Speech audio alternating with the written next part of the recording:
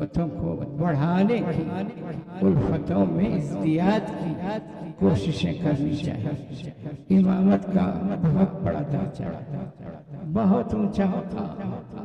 اور مجھے معاف فرمائیں وہ حضرات جو دوسری خدمات میں لگے ہیں، ان کی خدمات کی تخفیف قطعاً مقصود نہیں، لیکن اس کا اظہار کرنے میں مجھے کبھی تکلف نہیں ہوا کہ امامت ہی ایک ایسی خدمت ہے جو علی منہاج النبوت آج تک برابر سر منہ فرق کے بغیر جائے، اور تمام خدمات میں کچھ نہ کچھ تبدیلی، کچھ نہ کچھ فرق، کچھ نہ کچھ تبدل پایا جا سکتا ہے۔ وہ غلط ہے یہ نہیں کہہ رہا، وہ بھی صحیح۔ مثلا تعلیم و تعلم رسول اللہ صلی اللہ علیہ وسلم کا بہت بڑا فریضہ، لیکن ظاہر ہے کہ حضور جس طرح پڑھاتے تھے یا تعلیم دیتے تھے، اس طرح تپاہیاں حضور کے سامنے رکھی ہوئی نہیں ہوتی تھیں، صحابہ کے سامنے کتابیں کھلی ہوئی نہیں رہتی تھیں، اساتذہ اس طرح طلبہ سے عبارتیں پڑھوا کر اس کا مطلب بیان فرماتے تھے۔ ایسا نہیں ہوتا۔ یہ طریقہ غلط ہے یا غلط نہیں، بالکل صحیح ہے، ہونا چاہیے، لیکن امامت کو دیکھ لیجیے، امامت میں رتی برابر کوئی فرق ہے، وہی 5 نمازیں، وہی رکعتیں 4 اور 3 اور 2، وہی قبلہ، وہی محراب، وہی منبر، وہی تکبیر، وہی تسلیم، وہی رکوع، وہی قومہ، وہی قعدہ، وہی سجدہ، وہی قیام، کوئی بھی تو فرق نہیں ہے، ذرہ برابر بھی فرق نہیں۔ اس لیے جو حضرات ائمہ امامت کی خدمت میں لگے ہوئے ہیں، میں انہیں کھلے دل سے مبارکباد دیتا ہوں، اگرچہ میں امام نہیں ہوں، لیکن نہیں ہوں اس لیے زور سے کہتا ہوں کہ آپ جس خدمت میں لگے ہیں وہ سب سے بہترین ہے، جس میں کسی قسم کا شک و شبہ نہیں،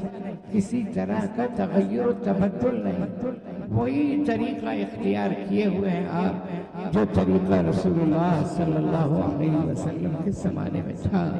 اور آپ نے جس طریقے سے نمازیں پڑھائی ہیں اسی طریقے سے آپ نمازیں پڑھائیں۔ اس لیے اپنے آپ کو کبھی احساس کمتری میں مبتلا ہونے کی فکر نہ کیجیے۔ میں نے دیکھا اپنے طلبہ کو، آپ کے بارے میں نہیں کہتا، بہت اچھا پڑھا، بڑا معیاری امتحانات میں بہترین کامیابی، اعلیٰ نمبروں سے پاس، اور باہر نکلے تو کسی مسجد میں ان کو امامت کا موقع مل گیا۔ اب واپس کبھی آتے ہیں اپنے اساتذہ کے پاس اور اساتذہ پوچھتے ہیں کیا کر رہے ہیں، تو جو طالب علم کسی مدرسے میں مدرس ہو گئے اور اچھی اچھی کتابیں پڑھانے کو مل گئی، وہ تو بہت زور سے ذرا احساس تعلی و ترفع کے ساتھ حضرت میں ہدایہ پڑھا، اور حضرت میں مشکات پڑھا، اور حضرت میں جلالین میرے درس میں اطمینان سے کہتے ہیں۔ اور جو طالب علم امامت پر مقرر ہو گئے، جب پوچھا جاتا ہے کہ آپ کیا کر رہے ہیں تو آواز پست ہو جاتی ہے، لب و لہجہ ذرا نرم پڑ جاتا ہے، حضرت امامت کر رہا ہوں، تو ایسا خیال ہوتا ہے ان کو کہ امامت کوئی معمولی خدمت ہے، دوسرے درجے کی خدمت۔ میں کہتا ہوں اللہ کا شکر ادا کیجئے کہ یہ وہ خدمت ہے جو بعینہ ہی رسول اللہ کے طریقے پر انجام دی جا رہی ہے، جس میں کوئی فرق نہیں، کوئی تبدیلی نہیں، کسی قسم کا امتیاز نہیں۔ تو میں حضرات ائمہ کرام کے بارے میں یہ کہنا چاہتا ہوں